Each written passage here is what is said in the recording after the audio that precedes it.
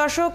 সংবাদ সংযোগের শুরুতেই জানিয়েছিলাম ঢাকা সহ দেশের সব মহানগর জেলা এবং ওয়ার্ডে ওয়ার্ডে জমায়েত ও শান্তি সমাবেশ করছেন আজ আওয়ামী লীগ সহযোগী সংগঠন ও পেশাজীবী সংগঠনের নেতাকর্মীরা। আওয়ামী লীগের শান্তি সমাবেশের আরো খবর জানবো, সহকর্মী সৌমিত্র মজুমদার আছেন সেখানে। সৌমিত্র, সমাবেশে যোগ দিয়ে নেতাকর্মীরা কি বলছেন এবং আজ তারা কোন কোন এলাকাতে জমায়েত হয়ে এই সমাবেশ করছেন?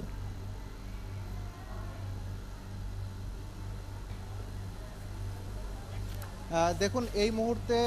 আমি রয়েছি ধানমন্ডি ২৭ নম্বরের এই এলাকাটিতে এবং এইখানে শুরু থেকে আমি যেমনটি বলছিলাম যে আজকে আওয়ামী লীগের নেতাকর্মীরা রাজধানী সহ সব মহানগরীতে, জেলার সব মহানগরীতে তারা এখানে জমায়েত হওয়ার ঘোষণা আগেই দিয়ে রেখেছিল এবং সেই অনুযায়ী আমরা দেখছি যে স্বেচ্ছাসেবক লীগের একটি মিছিল, যে মিছিলটি মূলত তাদের অবস্থানটি মূলত ছিল ধানমন্ডি ৩২ নম্বরে এবং ঠিক তারা ধানমন্ডি ৩২ নম্বর থেকে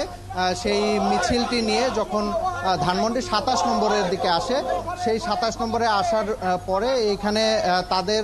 এই মিছিলকে লক্ষ্য করে ইট পাটকেল নিক্ষেপ করা হয় এবং সেই ইট পাটকেল নিক্ষেপের জবাবে এখানে আওয়ামী লীগের বা স্বেচ্ছাসেবক লীগের যেসব নেতাকর্মীরা যারা রয়েছেন, সেই স্বেচ্ছাসেবক লীগের নেতাকর্মীরা তারা কিন্তু তাদেরকে পাল্টা ধাওয়া দিয়েছে এবং এখানে এক ধরনের উত্তেজনাকর একটি পরিস্থিতি ছিল এবং এখানে আওয়ামী লীগের যেসব নেতাকর্মীরা যারা ছিলেন তারা এই মুহূর্তে আমরা দেখছি যে তাদের যে বক্তব্য, তারা বলছেন যে তাদেরকে ধাওয়া দিয়ে এখান থেকে সরিয়ে দেওয়া হয়েছে এবং তারা যেটি বলছেন যে কোনোভাবেই নৈরাজ্য তারা প্রতিহত করবেন এবং যে কোনো কিছুর বিনিময়ে শান্তি রাখার জন্য তারা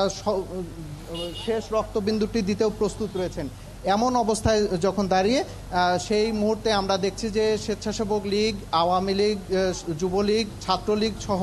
আওয়ামী লীগ এবং পেশাজীবী যেসব সংগঠনগুলো রয়েছে, সেই পেশাজীবী সংগঠনগুলোর নেতা কর্মীরা তারা কিন্তু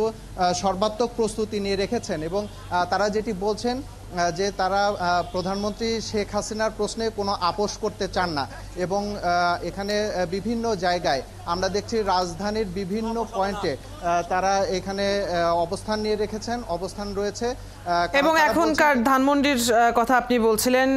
কিছুটা উত্তেজনা সেখানে বিরাজ করছে শান্তি সমাবেশের মধ্যে। আপনি আছেন সৌমিত্র, নিশ্চয়ই সাবধানতার সাথে সংবাদ সংগ্রহ করবেন এবং নিশ্চয়ই পরবর্তীতে আমরা আরো জানবো।